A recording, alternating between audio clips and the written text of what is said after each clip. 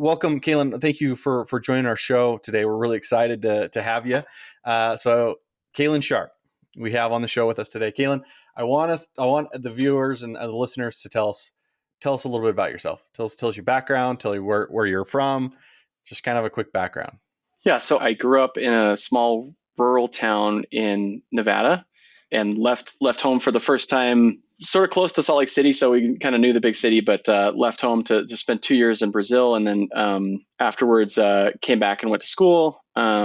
Initially sort of floundered in college for a few years, trying to figure out if I wanted to do something really like quote unquote stable and like some sort of like path that was already predefined, like dentistry or medicine or something like that, where I like knew what my life was going to look like exactly 20 years from then, and ended up just like basically by the end of my undergrad sort of realizing that I loved web development. At the time, it was not really a career, so to speak. It was sort of like it existed, but not many people like talked about it. And I loved doing web development. And so I got into that and decided to just sort of like go down that road, even though I had no idea what my life was going to look like 20 years from then. I did end up getting a master's degree, mostly as kind of an insurance policy in case the whole like web technology thing didn't work out, which sounds just like funny now. Like obviously Yeah. There's a lot of promise in that. You're dating yourself a little bit. Yeah, exactly. What were your 2 degrees in? Just curious. So my undergrad was in Portuguese because I had, learned Portuguese in Brazil. And so obviously that was like, it was sort of like, I just need a degree. Like we got a bunch of credits. Let's just get this one and knock it out. The easiest degree you could get. Yes. Fair enough. Yeah. It was the quickest route from A to B. And then my master's degree was in instructional psychology and technology. So basically, as a web developer, I was already working on a lot of projects that were very like learning based, like learning tools or learning management systems or e-learning, that kind of stuff. And so it felt right to get a master's degree in that subject so I could quote unquote like know what I was talking about, as well as like, hey, if this doesn't work out, I can always just like get a job somewhere with this master's degree, supposedly. Wait, so you had already been, now I'm kind of curious about just like your general like professional background, because you had gone into web development and you said you've been working on like e-learning platforms and different things. How did you get like caught up with DevMountain, and what did your life look like before DevMountain? All in all, I spent about 10 years working as like a front end and then eventually a full stack developer. So I got into initially doing mostly front end work. Like I mentioned, like web development was like really exciting at the time. Like PHP was the only thing anybody used, and I only learned as much PHP as I needed to kind of like build the front end stuff that I wanted to. Plus, like at the time, like web applications really weren't a thing. It was like websites were still like the thing, and so as that Web 2.0 thing started to happen, it was like, oh, you need to know the back end, and like the front end was a lot more complex because it, like these applications were way more than just like Hotmail. Now they were like Gmail, which is like an entire email application in your browser, right? And so everything was kind of shifting to this like browser-based paradigm, and obviously before like the iPhone and everything. And then once the iPhone hit, it was even more, like applications weren't software anymore, if that makes sense. Like software in the traditional sense of like you download a program and you run it, or you like buy a DVD or a CD or something and install it on your computer. It was like applications are just everywhere. They're in your browser, they're on your phone. And so I was kind of in a good place to see all of that happen because, first of all, like a huge flow of money and talent and interest came into just web development and technology in general, as well as like the skills were just sort of like being born all over the place. It was like, hey, this framework popped up over here. Everybody's like jumping on the bandwagon, and there was plenty of opportunities for learning. And it was an exciting, it was a really exciting time. And so I spent a good portion of like 10 years or so working in either like, I actually built a small consulting company where we did web development and stuff. And it was honestly one of the hardest businesses I've ever run. So like kudos to you for sticking it out. That's amazing. Just super challenging business to run. And plus I was super young and had no idea what I was doing. So you're probably a lot further along than I am.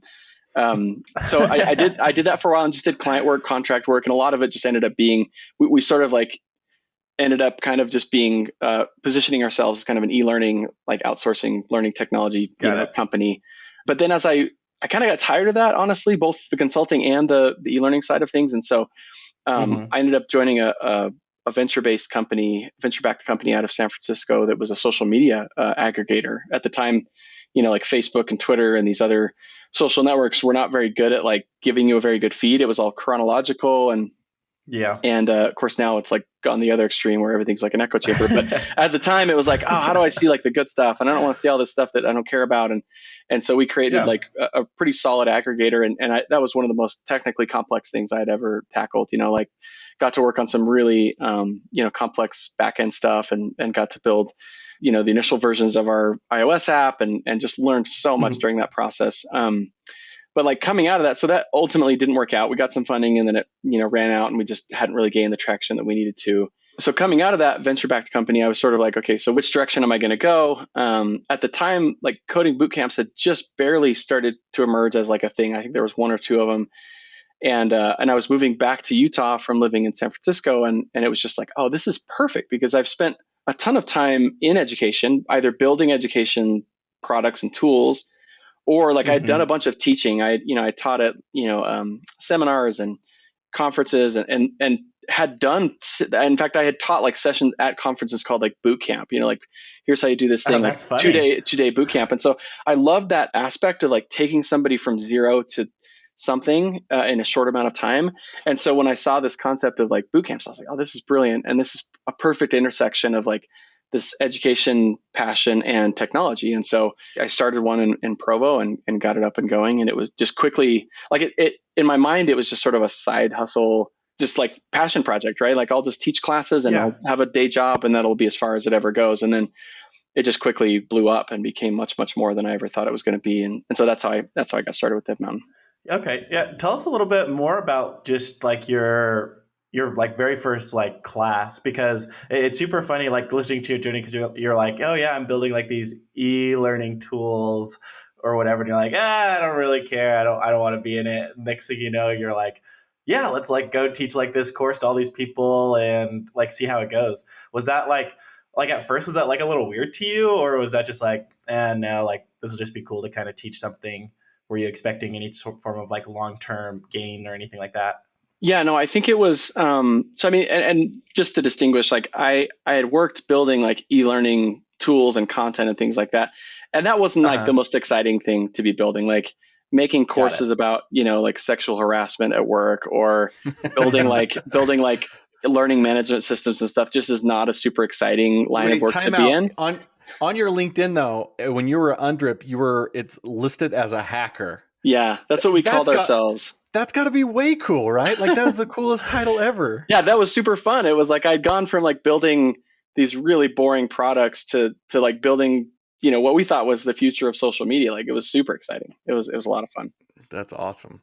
So like as you kind of went through this journey, you found that you had a passion for teaching, is what it sounds like. Yeah, you've done these things, and that's what led you to DevMountain. Yeah, I'd taught like a class at Utah Valley University. I taught at like some seminars and conferences and things, and I really loved it. I really loved just, again, this like payoff of like communicating something that is technically difficult to understand and helping people to understand it, and sort of the payoff that comes from that, like the dopamine of like, oh, that they get it and they enjoy it and they're appreciative of it. And so I feel like I've done my job here. It's exciting. I mean, anybody who builds, maybe all of us, maybe human beings in general, just love to see something that they've done improve somebody's life, right? And education just has that in spades. If you care about what you're doing and you care about the people that you're teaching, then like you're going to get that experience of being able to help them see something differently or gain a skill, and then have that benefit their lives in some way. And so DevMountain really was kind of the fruition of all of those things coming together. And and that first cohort was hilarious because first of all, I knew, like I had a friend who kind of consulted with me and helped me build kind of a skeleton curriculum of like, here's what we could accomplish maybe in 12 weeks. And of course that went out the window in like the first few weeks because like just had no idea how long it was going to take to get through certain things and what we should have covered here, what we didn't cover there. And it seemed like every night I was like writing the curriculum for the next day because of what had happened that night. So that was sort of fun. Just like, it was this lab of like iteration and constant like throwing things out. The curriculum was literally being written as we were teaching it. So that was cool. I mean, I think that's the way it should be, right? Like if you sort of think what it's going to be, this is sort of like lean startup development, right? Like you can pretend like what people are going to be able to learn in 12 weeks, but until you actually start doing it, you have no idea. And so not only in that, but I feel like if you know what you taught that day, you have a better idea of what you should be teaching tomorrow. Yeah. Right. And Yeah. that literally just gives a better experience for those who are trying to learn. Well, and it's kind of this iterative process of, which really, honestly, like most education should be based this way of like, how well did this person understand this thing? How do we need to tweak the next thing that builds on that so that we're not pushing them further behind, right? Rather, we're helping them to continue to follow what's being taught here. And so it was very iterative. It felt very like it was exciting. It was like being, just formed as we were doing it. The students were super gracious and very understanding of like the lab atmosphere of it.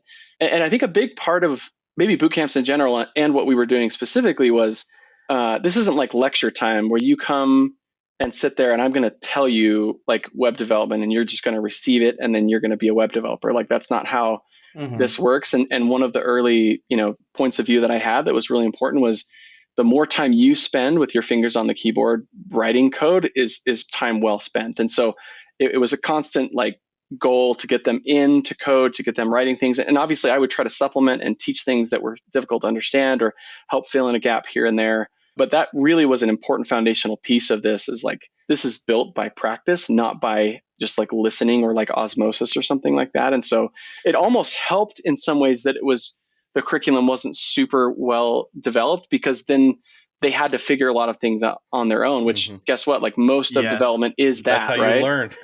So it's just figuring it out. It was really more like teaching them how to learn as developers than it was like us transferring some body of knowledge to them.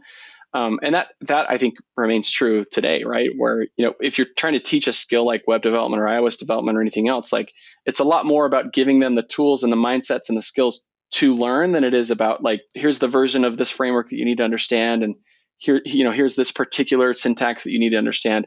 They need to understand that, but they also need to understand how it changes and how things are going to evolve and how to evaluate different, frameworks and things like that. So that was if anything, I think we started too broad in the first cohort because it was like, well, let's give them exposure to all these different things. And it was like, well, that's too much. We don't have that much time. And so we narrowed it down a lot as the cohort went on, but it was really fun. And Tyler was actually in that first cohort, even though he was helping me do, a lot of the business side and the marketing side and everything. He was in there learning too, because he wanted to experience it. And that was really helpful too, because not only was he and Colt, the other co-founder, not only were we meeting and like making plans and building things, but they were also there as like customers, right? Like they were sitting in the class, like learning as we went. Going through the experience. Yeah. So we kind of were dog fooding it in that way. That's super funny. And that's actually a really good transition because we did have Tyler on our show a little bit earlier. Tell us about your experience like working with founders and like building DevMountain, just because it sounds like you were mainly over the curriculum side of things and Tyler was over more of like the marketing, business development stuff. And one thing that we hit on all the time is how important it is to build a solid team. Yeah. So tell us a little bit about how you guys like complemented one another. What's hilarious is we like by the book, we did everything wrong. So we didn't know. Yeah, I know, right? We didn't know each other at all previous to like coming together at DevMountain. We didn't have any prior experience together. And really like, it's a long story, but the way we got together was sort of more out of like, necessity and convenience of like, hey, you guys are doing this thing, like let's just get together and work on this. Which in my mind, if somebody came to me and said, hey, here's how our team got formed, I'd be like, dude, this is like red flag, right? You guys need to have insane amounts of trust. You guys need to X, Y, and Z. And we had none of that. And so it's a miracle that we even got off the ground because and it wasn't without like any drama. Like even Tyler and I early on, we had some real like important conversations where we disagreed on some things that were pretty critical, and we could have ended up in a place where it was like, well, this isn't working. I'm out of here, or like I'm going to start over or something like that.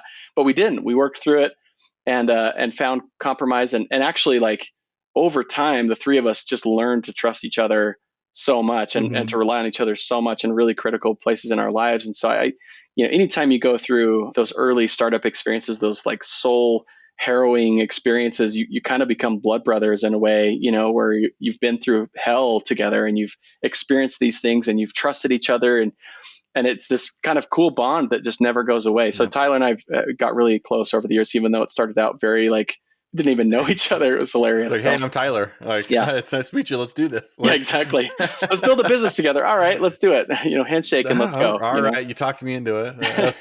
That's a heck of a lunch you had there. Yeah. So So one of the things, we have a lot of founders that are, and again, that knowledge gap is what we're trying to close. We have a lot of founders that aren't technical people. And so a lot of times they have to go out and search for either developers or a development team. What type of advice would you give them for someone who doesn't have a technical background, but are looking for developer or development team? What are some things that you would recommend, that they look for? I cannot tell you how many times I've been approached by non-technical people who want to start a business or have an idea or something like that. It's probably happened to you guys a ton as well. About 70 times a week, actually. Yeah, it's all the time. Build this for us. I've got an idea, right? It says the email subject line, and you're like, okay, here we go. So yeah, I think one of the first things I would say is, and I try to position this as kind of compassionately as I can, but like, look, your idea doesn't actually mean much, right? Like, ideas really aren't that unique. In most cases, unless you are in some obscure part of technology or the world, or have some really unique experience that no one else has ever had, like say you're some sort of like Colombian cave, spelunker or miner that these special gems, like you probably have no unique claim to that idea. In fact, there's probably at least a few dozen people in this world that have had the exact same idea, and there's probably a good number of people who've actually tried to do exactly what you're proposing. So it's important, because sometimes we get, especially today, right? Like we get stuck in these echo chambers where it's like we think we sort of know how the world works, and that like our ideas are super original. And really they're not. And that's not like to say, it's not to like put people down or say that like your idea isn't special. It's to de-emphasize like the idea as the thing of value in a business. That's not the thing of value. Ideas, in fact, there's like a famous article that I almost always send people, which says ideas are worthless. Ideas by themselves really don't do anything. It's the execution and the process of turning that idea into something that has meat and bones, right? Like that is the hard part, and that is the thing that adds value to people's lives. Just because you had a really clever idea about how something could be used or should be used or whatever, that doesn't mean anything, right? And you've probably heard this before, but like Amazon releases some new feature and somebody's like, oh, I had that idea like 5 years ago. And you're like, yeah, so did Amazon, and they built it, right? So like, like where were you? Executed it. Just because you thought similarly doesn't really mean anything. I guess it's maybe self-validating to say like, oh, I thought of that too, and that's cool. But that's not where the value comes from. The value comes from creating something from that, right? That is gold. It really comes down to kind of that mentality of like, listen, extraordinary people are normal people that do extraordinary things. Yeah. It's the same thing with ideas. Like an extraordinary idea is just an idea. It's the people who actually act on it, who actually execute and move on it. You can sit in your car all day and say, man, that was my idea. I wish I would have done that. But they're the ones that went out and did it. Yep. Most of our calls are basically the same idea in like a 30-day period. And it's super interesting to see and try and like really define like which person or which group of people can actually like execute on the idea. But it's super funny because everybody's like, hey, will you sign this NDA? I've got this like super magical idea or whatever. And I'm like, this is like the third time I've heard this like in the last 3 weeks. Like, why can you out of everybody else actually execute on this idea? And so I 100% just love that idea. It's like execution is better than anything else, and it's super hard to execute. So, it is. Yeah. If you look at successful people, and there are exceptions to this, like there are obviously really brilliant people who've done amazing things, and were just born for that maybe. But if you look at a lot of successful people, especially people in business, there's not anything really remarkable about them. And one of the things that we do wrong is we try to reverse engineer their success and say, oh, well, they had the right idea at the right time. And you're like, yes, and they also built something on top of it and like went through all of that crap to make that thing into reality. And not only that, but if you look back, the original idea they had usually isn't even the one that works in the end anyways. Like you look at what Amazon is now versus what it started out to be, or it was books, right? Yeah. Any number of companies that sort of started out, sort of like Mark Zuckerberg's like hot or not type stuff, right? Where Facebook is totally different now than it was in the beginning, right? Or maybe it isn't. I don't know. Seriously. But like, you know what I mean? Like, so the idea is going to evolve, and the execution is what matters. And people, like one of the red flags, like you said, is when somebody presents you an NDA as if there's something they're protecting. And I'm like, unless there's a patent that you have or some special knowledge that you have, it really, I would never sign an NDA because it would just validate this idea that you have something special just because you thought of something one night in your room. And that's not, again, like so many people are like, oh, that's kind of rude. And you're like, That's well, really rude. Be like, it's it's true. hard. it's true. Right. And the other thing that I try to tell people is, look, it's going to be super hard for you to convince a technical person to join your cause. And that's actually a good thing, because if this is successful, a whole lot of your time is going to be spent trying to recruit people to this crazy idea that you have. Right. Yep. And the first person you have to convince is going to be this person. Right. So you better get good at doing that, because you're not just going to go to some marketplace and get matched up, in like a Tinder fashion with somebody who just happens to love your idea. They're going to have to be in love with a lot more than that, unless you've got like cash laying around or something. Like, you've got to convince them on just raw like passion and vision of like what the future could be when this idea is put into practice or executed. And so, trying to convince a technical co-founder is going to help you develop a lot of skills. It's kind of like that whole pitching thing. Like, you're going to have to learn how to pitch super well, whether you're raising money or not. Like, obviously, if you're raising money, you've got to be really good at pitching. But even if you're not, you've got to convince so many people to join this crazy company or this crazy idea that you're building. And the technical co-founder is going to be one of those people. Another mistake that a lot of folks that are non-technical make is that they just sort of assume that that somebody can take their idea and just like build it, and like that's the easy part. Like, the hard part is the idea, the easy part is building it. And it's like, actually, it's the complete reverse of that. It's like, the idea is the easy part, the building part is the hard part, especially because most people don't have the foresight to think through their ideas like thoroughly enough to really understand all of the pieces that, I mean, even you've probably had this experience, but even people that come to you with like prototypes and they have everything diagrammed out, most of the time there's a ton of stuff missing. There's a ton of assumptions they've made that maybe like you can't even do that feature. Like, iOS won't even let you do what you think you can do here. And so there's just so much that needs that technical voice in the room. And unless you have that voice really as a partner, not as like I'm going to outsource this to India, right? Like, unless you have that voice as a partner, it's going to be very difficult for you to make decisions that are going to be in the best interest of the application, of the product, right? You're going to be constantly making decisions in kind of this vacuum of non-technical knowledge. So that's why my advice for many people is to either find a technical co-founder partner, like not employee, not outsourced, contractor, but find a partner, or become technical enough yourself that you can understand that language and understand like what the trade-offs are and understand like how difficult it is to build something. Because if you don't understand those things, then it's going to be a real challenge for you. We had a couple people come through. I think it was our second cohort at DevMountain, and they ended up running a super successful SaaS company, and they came through because they had outsourced their product initially, like overseas, and they had no idea how it worked. And it was running into problems as they needed to change things, and it was trying to scale and different stuff, and they just had no clue. And their biggest takeaway their biggest takeaway from DevMountain was, oh, like, this is really hard, and we got to find really smart technical people to do it. So it was like their respect of technical things just grew a ton. And there was probably a handful of entrepreneurs that came through DevMountain and had the exact same experience, which was like, oh, this can't be that hard. I could go to a boot camp and learn how to do this. And then they go through it and they're like, oh, this is super hard. Like, I have respect now for this thing. It's funny. Like, I was just going to say, we had Rob Walling on our show not too long ago, and he talked about how there's 3 things that you need to have when starting a business, and you have to find 2 of them.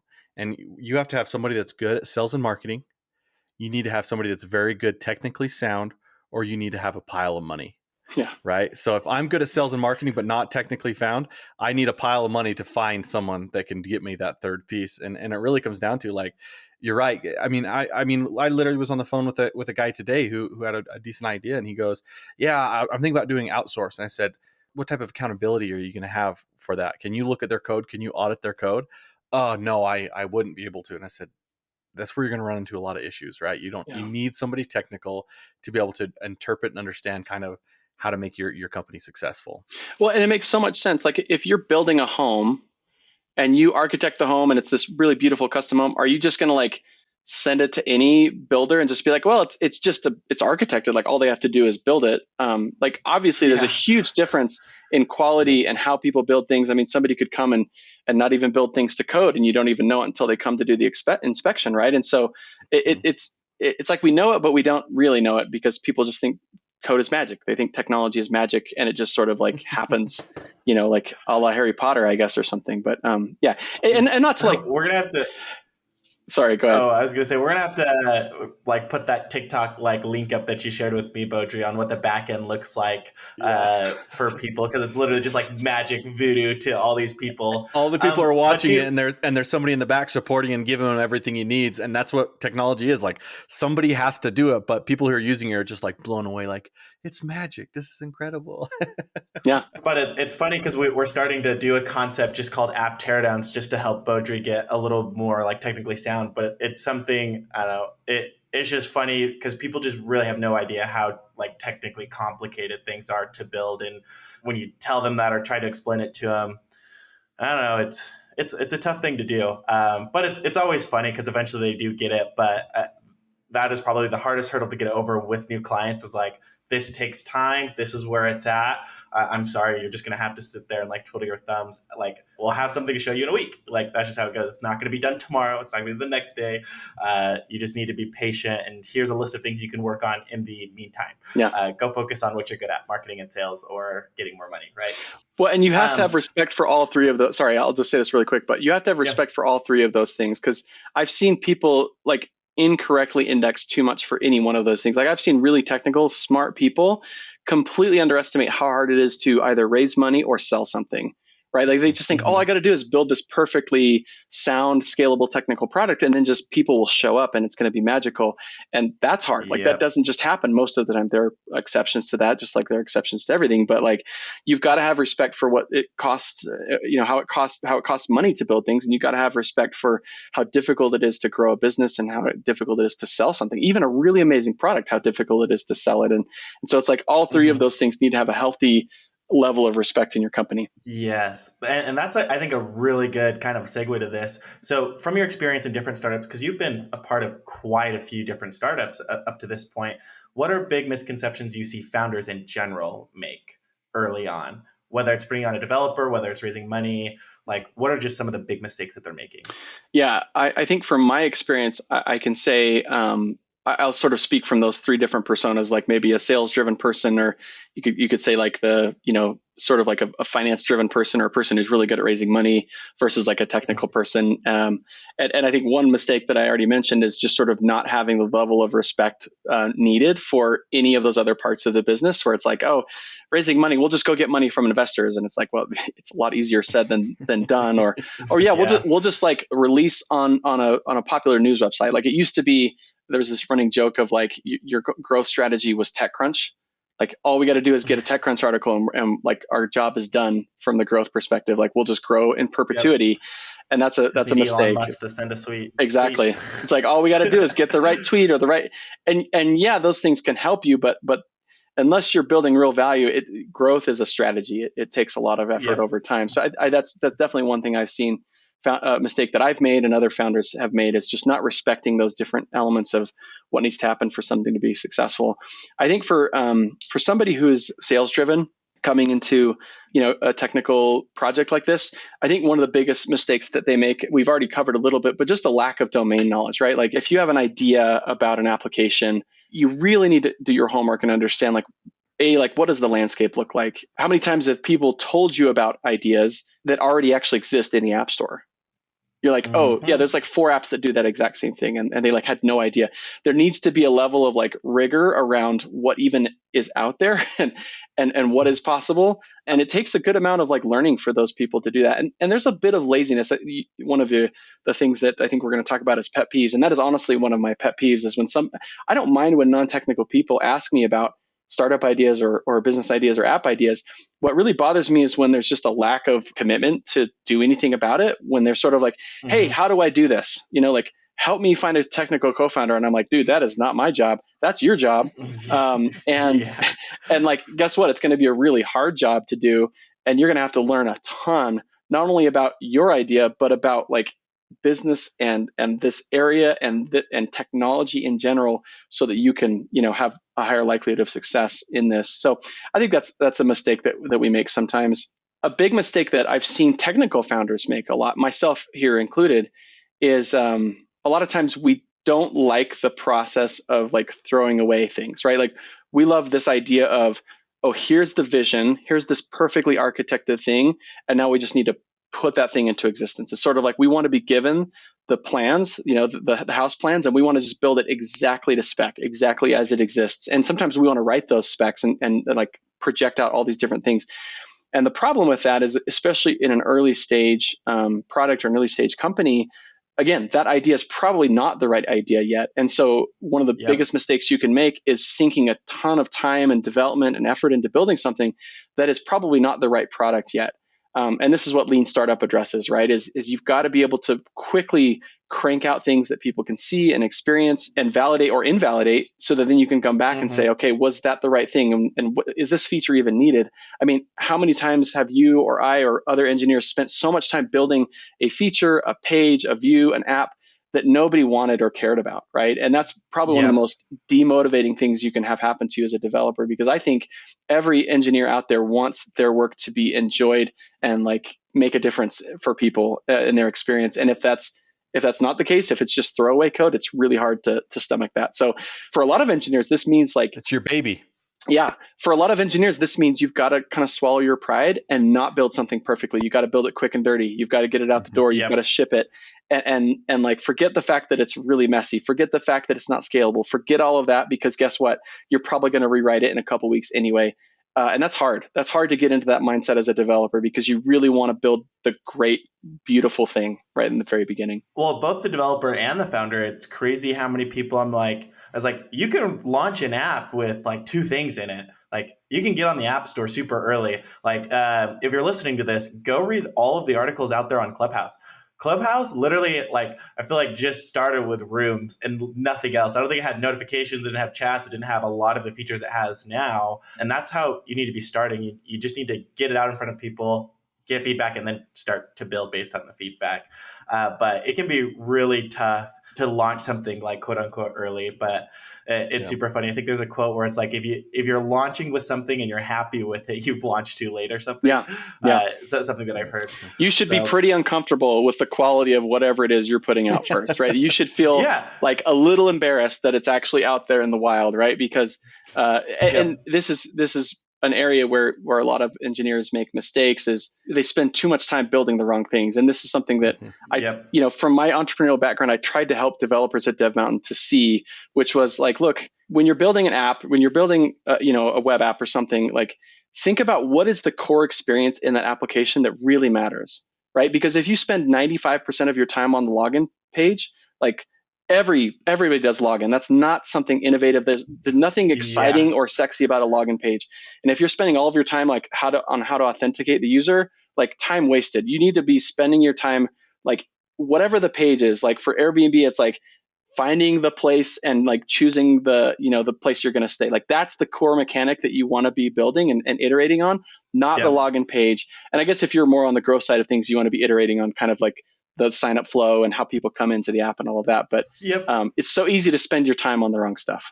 Well, and that's something that I was telling Beaudry today too, and like our teardown conversation. It's like the thing that I try and convince people the most is to leverage all of these third-party tools. It's like the only thing that we should be building right from the beginning is your core feature. We don't need to be building messaging from scratch. We don't need to be building custom video stuff.